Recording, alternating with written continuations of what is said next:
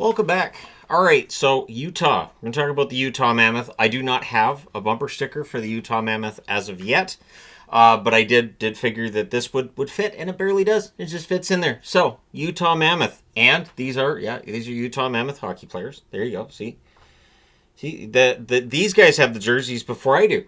Anyways, so Utah. A team that after their first season, which makes this side of the board a little bit of a mess, but we'll get into it. The Utah Mammoth coming out of their first season where they played as the Utah Hockey Club wearing these jerseys, and this year's jerseys are going to look a little different. The road ones are going to look a little different. The home ones are going to look a lot different.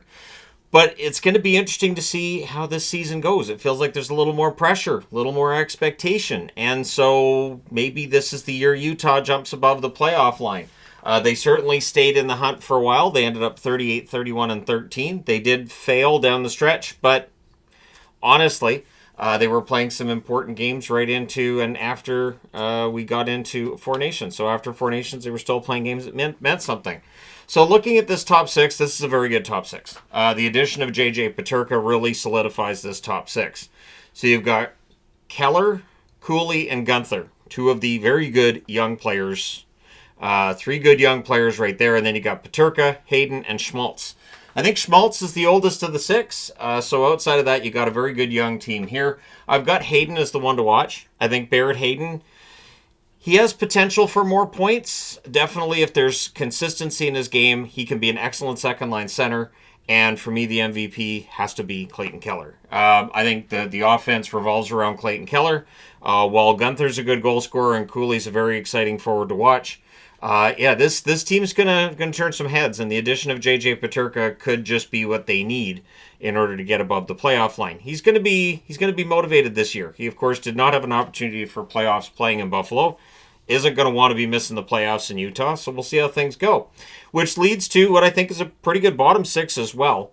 You got Kerfoot, McBain, Krause, Lawson Krause. He has to be due for a bit of a bounce back, right? O'Brien, Stenlund, and the addition of Brandon Tanev rounds out this really 1 through 12 up front. This is a very good forward group. I do think that this is a team that could take a big jump this year. Now, looking at the depth, this is where it gets interesting as well. Michael Carcone was very outspoken that he wanted a better opportunity, but when you look at this lineup, does Carcone get in place of O'Brien? Maybe. But is he going to be in for every game? Probably not. Is he going to be restricted to fourth line? Probably so.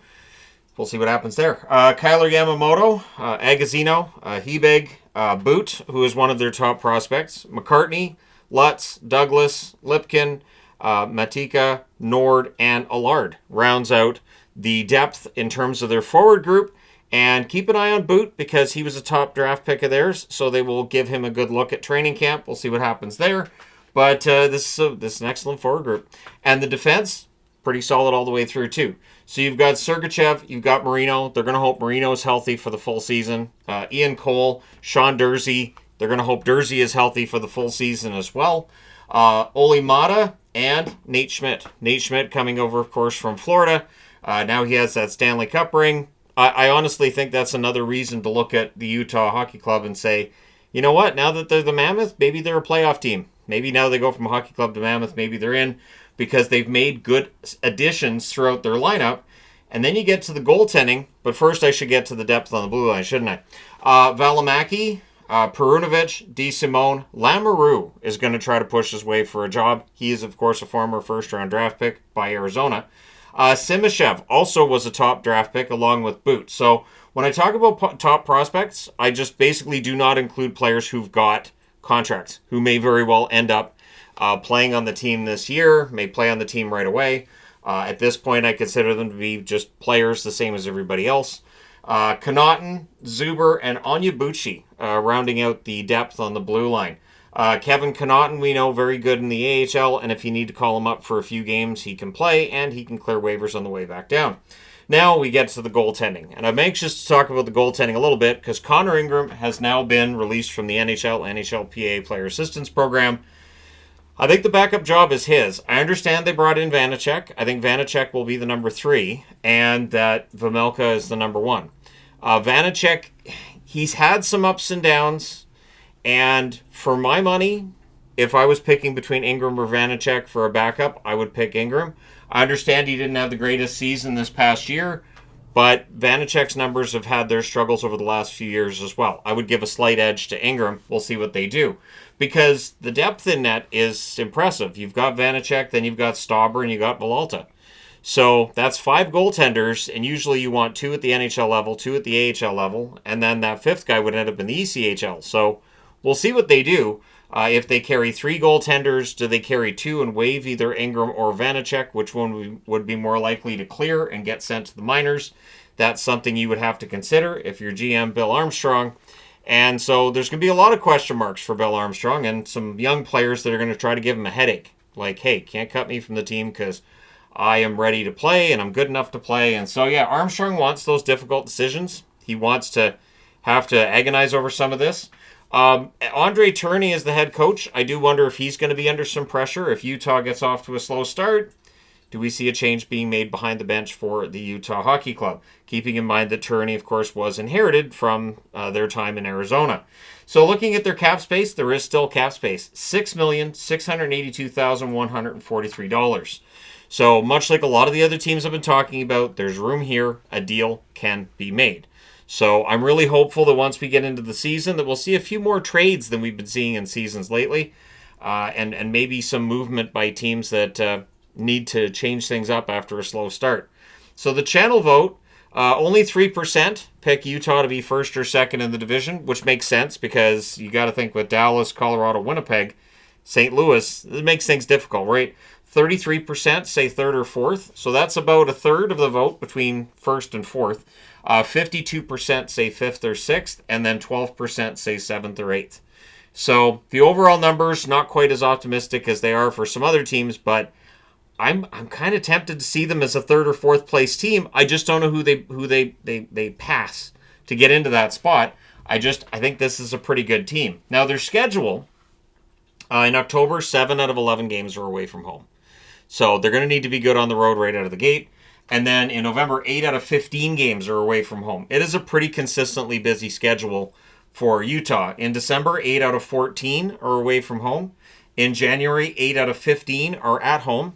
Then in February, they only have 4 games during that month that has the Olympic break in it, and all 4 games are at home. So that's a nice break there for Utah.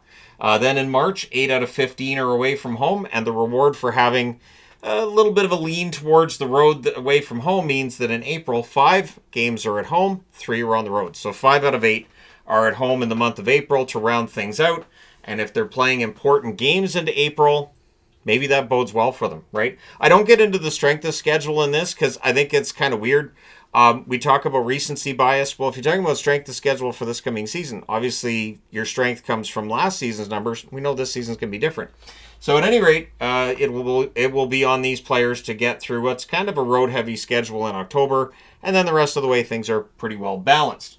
So looking at their record, and this is where Arizona is going to get mentioned. And for the next couple of seasons when I do previews for Utah, I'll mention Arizona just because there are players that were on a certain career trajectory before the move to Utah who have seen that trajectory continue to go up. And it starts with Keller.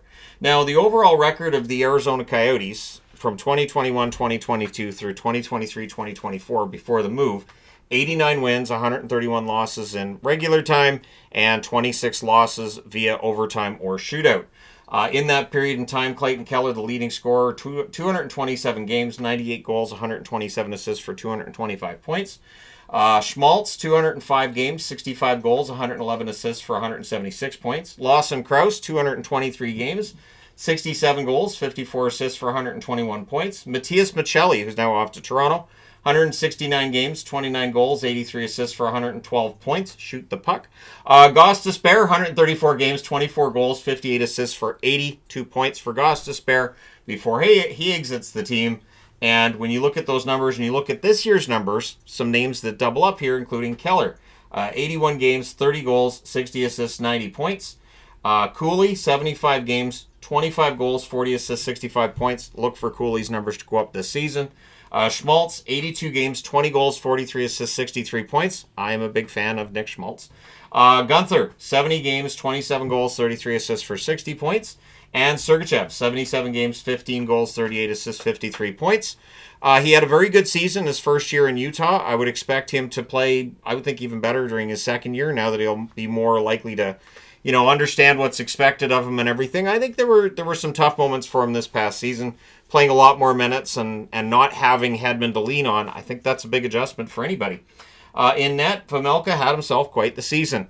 26, 22, and 8 record, 904 save percentage. Connor Ingram, as I said, did have his struggles. His record was okay at 9, 8, and 4. 882 save percentage. Jackson Stauber, 2, 1, and 1 in his appearances, 892 save percentage. Villalta came away from this past season with a win and a 903 save percentage in appearances made by him. So it is Vejmelka's net.